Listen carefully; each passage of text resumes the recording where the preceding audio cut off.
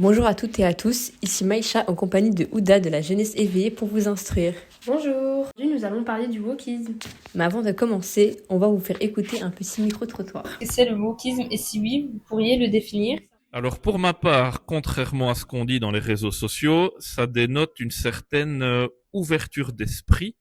Alors le wokisme vient du mot wake up, je suppose être éveillé, et donc être éveillé aux autres, aux minorités, aux gens qui ont des soucis, etc. À l'ensemble de la société en général. C'est ce que c'est, mais j'ai peur de me tromper en le disant. Donc je ne vais pas le définir. Quel est votre avis sur le wokisme? Je ne saurais pas être contre quelque chose de positif, il me semble. Moi je trouve ça bien. Aujourd'hui c'est un terme qui est souvent un peu galvaudé et qui est empreint d'une connotation un peu négative. Selon moi, c'est quelque chose qui de fait doit être mis en avant, mais ça doit être bien fait. Et ça doit pas être à outrance. Et du coup, selon vous, qu'est-ce qui pourrait améliorer le mouvement? L'éducation, principalement, dès l'école, le vivre ensemble, etc. Et surtout, éviter de propager les fake news, comme on dit, sur les réseaux sociaux. Il faut continuer à vouloir montrer de la diversité, faire comprendre aux gens que quand un personnage est un personnage de fiction, il n'existe pas. À force de vouloir toujours imposer les mêmes standards, ce sont toujours les mêmes personnes qui sont représentées. C'est-à-dire que on a souvent tendance à mettre en avant ce qui ne va pas. Je trouve qu'il y a aussi beaucoup de choses qui vont bien. Je pense que ce qui freine beaucoup, c'est aussi la culture. À côté de ça, il faut plus se montrer et faire ça peut-être parfois de façon un peu plus pacifique. Pensez-vous que les jeunes générations sont conscientes et dévouées au mouvement plus que les anciennes générations? Non, ni les jeunes, ni les vieilles, ni aucune génération. De manière générale, les gens ont une idée fausse et négative de ce mouvement. Oui. Je pense que parce que on en parle beaucoup plus déjà et que donc ils sont confrontés à ça beaucoup plus, que ce soit par les dessins animés. L'immigration est de plus en plus importante et que donc du coup, déjà en Belgique, on est un pays multiculturel où on a plein de cultures qui se mélangent. Donc je pense qu'on est un peu plus ouvert par rapport à ça.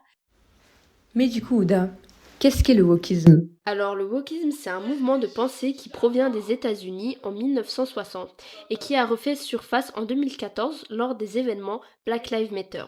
Cela consiste à dénoncer les injustices et les discriminations que subissent les minorités. Mais cela ne s'applique pas seulement aux personnes racisées, mais à toutes sortes de discriminations. Mais alors, pourquoi, Mecha, le mouvement est si mal perçu? Les membres de l'extrême droite et de la droite ont repris ce mot pour l'utiliser contre les gauchistes.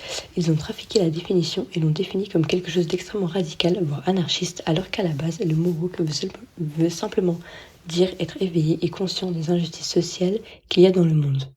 Mais du coup, Ouda, quel est ton avis sur le wokisme? Sincèrement, mon avis à moi, je pense que c'est une très bonne chose, que cela a permis à beaucoup de personnes d'être beaucoup plus représentées dans la société actuelle. Et du coup, je trouve ça dommage que c'est si mal perçu.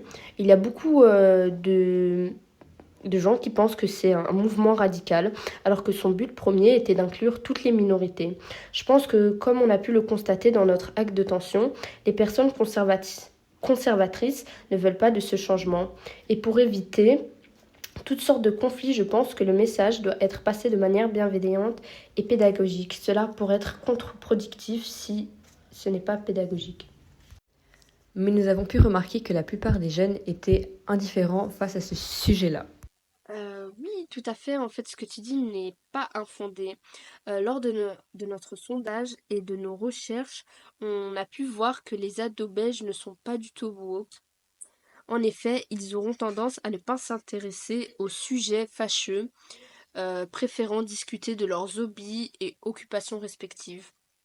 Là où les étudiants universitaires étaient beaucoup plus éveillés sur ce mouvement et sur les sujets actuels comme la politique, etc. Pour commencer, s'éduquer et se renseigner est la meilleure des choses à faire. Il ne faut pas croire tout ce que tu entends sur Internet car on ne sait pas si c'est vrai ou si c'est juste des gens qui ont déformé la définition afin de propager de la désinformation. En recherchant eux-mêmes, les gens développeront leur propre opinion et seront logiquement plus ouverts à cette idée. Ça leur permettra aussi de renforcer leur esprit critique. En résumé, le wokisme, ce n'est pas un danger, c'est une prise de conscience, une volonté d'un monde plus juste. C'est pour ça qu'il faut s'informer, débattre et surtout rester bienveillant. Le changement passe par l'éducation, la discussion et l'ouverture d'esprit. C'était donc la fin de ce podcast sur la jeunesse éveillée. Merci à tous et à toutes de nous avoir écoutés.